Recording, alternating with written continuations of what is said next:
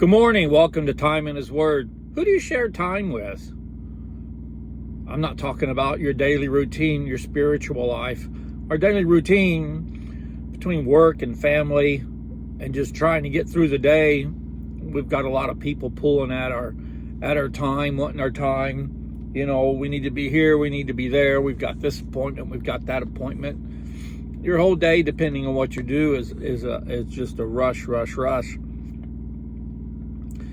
And then I had days like yesterday. They said I could load after 10 o'clock in the morning. I got there at 9:30, and it was almost 5 o'clock in the evening before I got loaded. Wasn't too pleased. Nothing around there, out in the middle of nowhere, on the edge of town, and just set. And they were so slow, it was pathetic. But that's part of my daily routine. You have good days and bad days, just like everybody. But this morning, I'm talking about our spiritual time. Who do we share our spiritual time with? You only have two choices, good and evil, God or Satan. You know, when Moses was leading the Israelites out of bondage, he went up on the mountain to get the tablet of the Ten Commandments. He was gone so long, so they made a golden calf, and they got in trouble over that. And in Exodus, the 34th chapter, verse 14, Jesus says, "For you shall not worship any God, for the Lord whose name is jealous is a jealous God." So we have to be careful who we share our spiritual time with.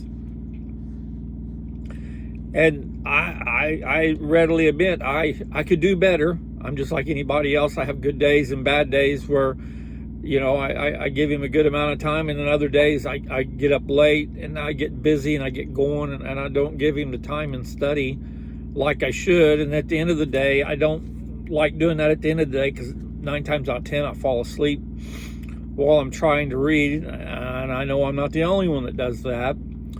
So I try to do my study time in the morning at the beginning of my day. That seems to work best for me, but we all have different ways of going about doing that. Some people are fortunate enough where they work at, you know, they in the middle of the day during their lunch hour, they have a full hour or whatever, they can spend part of it in prayer and study. So who we share our time with is vitally important spiritually. And the reason I say that we only have two choices of who we can serve, it's good and evil. It's just that simple. But in 1 Corinthians, the 10th chapter, it even tells us that in verse 21, you cannot drink the cup of the Lord and the cup of demons. You cannot partake of the table of the Lord and the table of demons. And right behind that verse, in parentheses, I wrote, cannot serve two masters. You can try it, but it's not going to work out. It's kind of like that analogy I used the other day, driving through the gorge in a semi on the highway on Interstate 40 between Tennessee and North Carolina. Trucks have to stay in the right lane, and it tells you on either end, whether you're going east or west, it tells you on either end you have to use the right lane. And they even have it painted in the left lane, no trucks this lane. So while we have to choose which lane we're going to be in when it comes to walking through this life, good or evil, we also have to choose spiritually who we're going to follow, good or evil. And it's always a spiritual battle going on. Some of us might not recognize it because we're that far out of the, it's been so long since we've been to church. It's been so long since we cracked open the Bible that Satan has a hold of us without us really realizing it.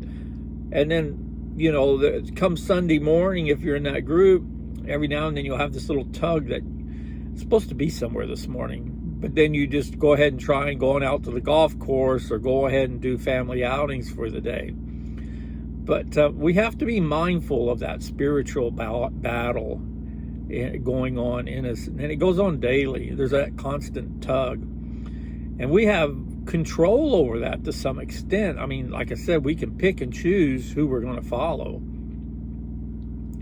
God's not going to force himself on us, but by the same means, Satan's going to do everything within his power that he can to keep us away from God and or pull us away from God. And I'm going to close with that verse again, 1 Corinthians, the 10th chapter, because it says it pretty clearly what our choices are. You cannot drink the cup of the Lord and the cup of the demons. You cannot partake of the table of the Lord and the table of demons. Think about that today. Which table are you sitting at?